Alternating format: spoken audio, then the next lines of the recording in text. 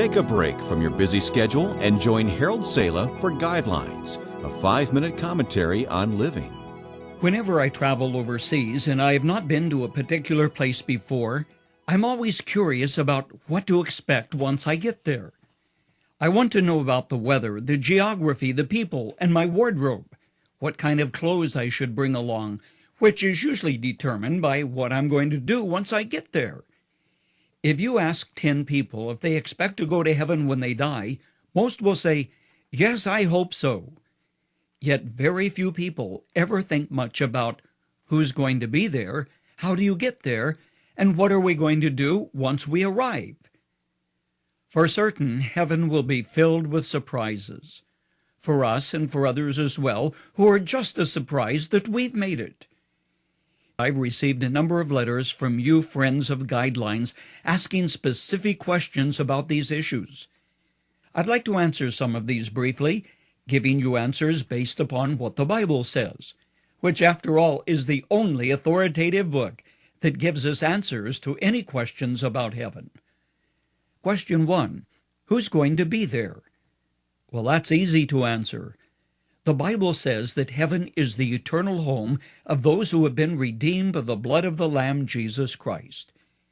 It will be the home of God's people of all ages and races. Make a note of John chapter 14 in your New Testament. There Jesus made it very clear that He is the way, the truth, and the life. He is the door through which we enter into heaven. Contrary to what people often believe, heaven isn't the home of all the good people in the world. It's the place where Jesus Christ has gone to prepare a lasting home for those who know and serve Him. Question 2. Will we know each other in heaven? At the Transfiguration, Jesus took Peter, James, and John into a mountain. While they were there together, Moses and Elijah appeared. You read about this in Matthew 17. But Jesus didn't have to explain, "Okay, boys, that's Moses on the left with the gray hair, and Elijah, he's the short one on the right, the one with bushy eyebrows, fierce-looking eyes." They knew immediately. In heaven, you will no longer have memories dimmed by the frailties of your flesh. You'll be beyond the limitations of time and space. 1 John 3 says that when we see Christ, we will know Him. This means you'll recognize loved ones. Heaven will be a time of rejoicing for God's children. Question 3.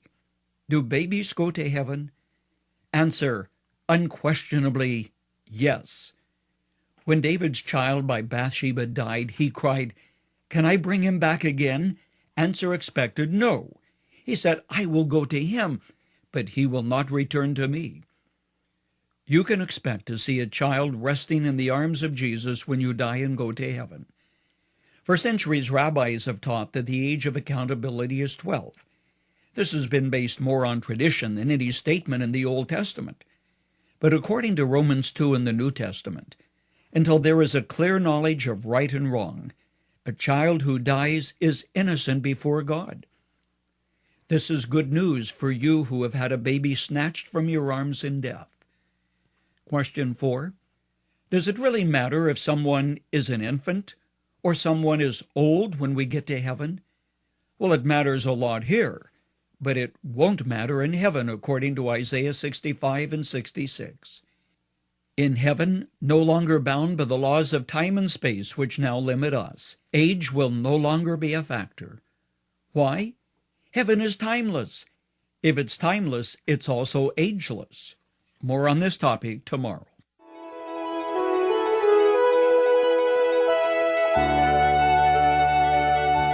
You've just heard Dr. Harold Sala with Guidelines, a 5-minute commentary on living. If you would like to listen to the program again, download a copy, subscribe to our e-commentary, or view other resources, visit guidelines.org. We would like to hear from you too. You can email us at info@guidelines.org. That's info@guidelines.org. Thanks for listening, and we invite you to join us again for the next edition of Guidelines.